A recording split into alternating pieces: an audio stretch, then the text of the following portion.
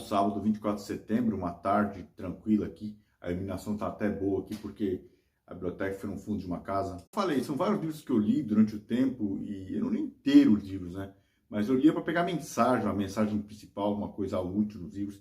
E por essa razão que eu colecionei livros de várias áreas. Eu estava atrás de uma mensagem em cada livro. Aliás, eu costumo dizer que a minha religião são meus livros, porque cada livro eu tiro uma mensagem diferente, uma ideia, um conceito. Não adianta você ler por uma disciplina, falar, vai ler o livro por disciplina, ler inteiro, mas acho que não. Eu acho que o livro ele tem uma mensagem. E isso, para conhecer história, muitos livros no mundo. Se você for ler um por um, com sua biblioteca nacional, você não vai conseguir ler tudo, obviamente não. Tem que escolher o que interessa. Eu resolvi fazer esses seriados sobre comentários sobre os livros, porque é uma biblioteca que eu pretendo desmontar em breve. Eu tenho os livros, eu tenho vontade de contar como é que eu montei essa biblioteca aos poucos. É muito conhecido, Veias Abertas da América Latina. Livro bem esquerdista, né? Marxista, parece que é marxista.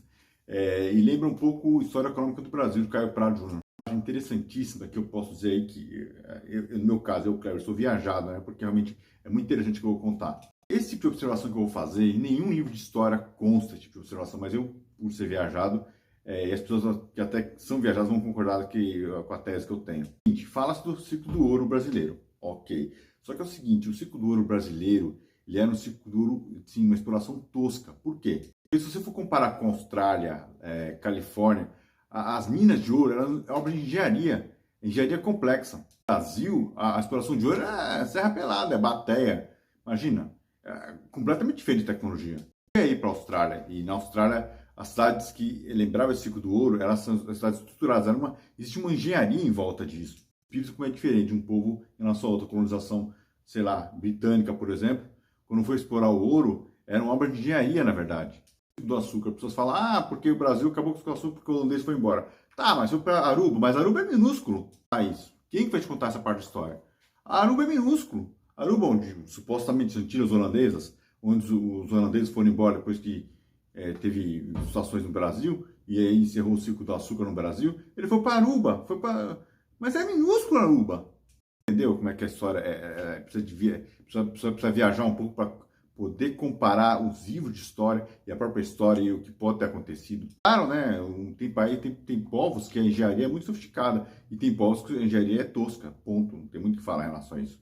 Veias Abertas da América Latina conta um pouco da história da exploração mineral, dos minérios. E é uma exploração, como eu falei, como é que você vai comparar engenharia das galerias de minas de exploração da Califórnia ou da Austrália com as bateias brasileiras? Bateia é um rio ali, né? De um pessoal super conhecido que é o Olavo Setúbal. Muito bem. Qual que é a crítica que eu faço em relação a esse livro? Brilhante. Eu não conhecia a história, pra falar a verdade, mas a história é a seguinte. O Olavo Setúbal, na verdade, ele era da área de engenharia. Ele levou o conceito de engenharia para dentro do banco. Basicamente foi esse espírito do Olavo Setúbal, que consta na história dele. Só que eu achei a parte não legal foi o seguinte. É escrito por um cara que não é um historiador, um cara jornalista. Jornalista no seguinte sentido, um cara que... O autor da biografia do Olavo Setúbal é jornalista. Só que ele é muito engenheiro, ele não traz emoção para o livro. Eu fiquei indignado com essa história, porque... veja, o Olavo Setúbal é uma sumidade, é um cara super famoso, falecido, finado, né, fundador, não fundador, um cara que ajudou a alavancar o Banco Itaú. É uma história tão interessante, o cara conta de uma forma tão insossa, tão assim, parada, tão linear. Eu acho um desperdício a forma como foi contada a história do Olavo Setúbal. O jornalista ou romancista tem que inventar um pouco, no seguinte sentido, trazer um pouco de emoção, uma emoção do momento, da invenção. Olha, ele trouxe a engenharia para dentro do banco. Não, o cara contou só uma forma linear. Poxa, mas qual a graça disso? Foi escrito por um jornalista assim, que é engenheiro, na verdade. Eu acho que ele foi um desperdício, porque é um livro muito bonito, uma história muito bonita, mas contada de uma forma completamente sem graça. Esse livro aqui, que é o Gustavo Cerbasi, é um livro que eu considero assim, não é que é para casal iniciante. Poder conversar sobre finanças. Então o casal se reúne para poder falar de finanças, mas assim, é muito básico, né? Ele fala, tá, vamos poupar dinheiro, vamos investir em ações, vamos investir em imóveis.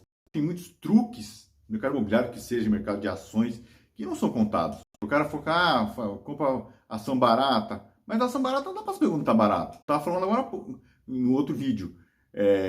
Na época se falava muito de investimento linear. investimento linear, investimento a longo prazo. Hoje em dia só se fala em day trade, criptomoedas, mudando com o tempo o tipo de investimento, vai mudando com o tempo. Então, eu acho que, para uma época, era um livro interessante para começar a abordar esse assunto.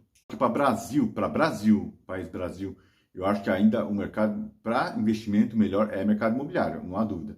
É uma especificação do mercado de renda, alugar imóvel, na verdade, né? Essa aqui é a melhor saída, comprar imóvel e o inquilino pagar imóvel, esse tipo de coisa. Alugar, mas isso aí não precisa ser o cara ler o Gustavo Cerbasi para descobrir. Muitas pessoas, que eu saiba, classe média para baixo, ela sabe disso. Trabalhadores aí, braçais, assim, trabalham sem nível superior, e a maioria já sabe disso. Eles vivem na periferia, e na periferia eles têm 2, 3 móveis, móveis, vamos dizer, quarto, cozinha alugado. Ensinamentos assim que são muito práticos, né? Não precisa ler um livro para descobrir isso. Esse livro útil para poder começar a conversa do investimento para o casal. Vou passar uma dica de investimento, que essa é a minha proposta, inclusive, do canal. Mercado imobiliário, mercado de renda e mercado imobiliário. E evitar mercado de ações, né? Mas assim, se a pessoa não tiver dinheiro, ela parte para o mercado de ações. Isso é notório. Ela parte para day trade, mercado de ações. Se tiver pouco dinheiro. Agora, se tiver dinheiro, tem um valor maior, ela tem que aplicar em renda mesmo. Empreendedorismo, só um parênteses aqui.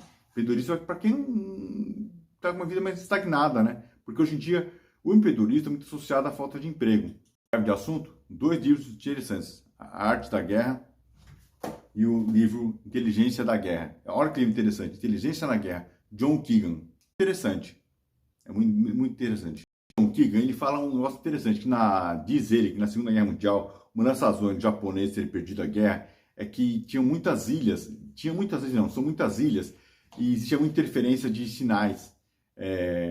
Segundo esse autor, a comunicação entre os militares japoneses sofria muita interferência. Então, essa comunicação ela sofria muita invasão, como se fosse hacker, né? E hoje descobre-se que pode ter sido essa uma das razões dos japoneses terem perdido a guerra no Pacífico. Não sei se é verdade ou não, mas dizem que as mensagens criptografadas eram descobertas pelos aliados, né? Tese interessante, é uma tese que fala, olha, os japoneses perderam a guerra, uma das razões foi porque tinha muita transmissão via rádio. E as transmissões via rádio eram criptografadas, mas eram captadas e traduzidas, decifradas. A Arte da Guerra é um clássico, né? É o Sun Tzu. Mas ele é um livro clássico porque ele fala de situações assim, atuais mesmo. Dia a dia de uma empresa, de uma família, uma estratégia empresarial, estratégia de negócio, até de concorrência, de esporte. São ensinamentos de sabedoria mesmo, né? Por exemplo, às vezes fala assim, olha, se você tiver uma ação de batalha, vai lá e chega antes. E é verdade isso. Uma empresa que seja, quando você está numa situação de competição, para falar bem a verdade, eu vi isso na minha própria empresa. Quando a situação que você precisa estar ali em cima, o que está acontecendo, acompanhando, você precisa chegar cedo. Não tem jeito, você precisa chegar bem cedo e acompanhar o dia a dia desde perto para poder fazer as coisas. Mesmo foi útil esses ensinamentos do Sun Tzu. Justamente de esperar o momento certo para fazer as coisas. É um momento muito importante. Não ensina isso. Não adianta você, às vezes, ficar forçando as coisas. Você tem que forçar, esperar o momento certo para fazer as coisas. Esse é o momento de fazer as coisas. Então, é muito interessante. É um ensinamento muito, muito interessante. Empresa mesmo. Não adianta, às vezes, tem momento que não tem o que fazer. Você tem que esperar mesmo.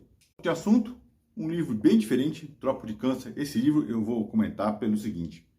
É um livro famoso, estava até na biblioteca da Folha, Henry Miller, Tropa de Câncer. Mas, olha, é um livro de sexualidade, né, no caso. É muito pesado esse livro. Eu realmente comecei a ler e parei de ler. A sexualidade de uma forma muito pesada, muito grotesca. Eu realmente, não é romantismo, porque não é romance. Isso é uma história, como se fosse um relato, uma biografia, né, do casal. Mas realmente eu achei esse livro, eu diria até escatológico, né? É uma coisa assim, de extremo ao gosto. Vou comentar porque foi para a Biblioteca da Folha de São Paulo, que eu me lembro, sim. Esse livro estava até em livraria sendo vendido na época. Biblioteca da Folha, olha isso, hein? É um livro de extremo ao gosto. É claro que a gente sabe por que fez sucesso, né? Na época, foi uma revolução ficar falando da sexualidade de forma tão grotesca, tão pesada. Mas hoje em dia já perdeu sentido.